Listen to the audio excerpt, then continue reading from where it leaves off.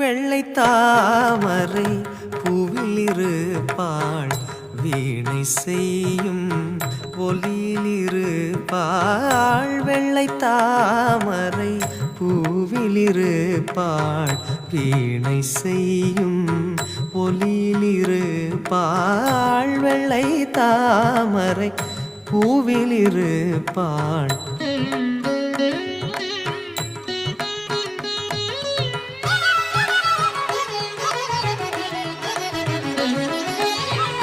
கொள்ளை இன்பம் குலவு கவிதை கூறும் பாவலன் உள்ளத்தில் இருப்பாள்.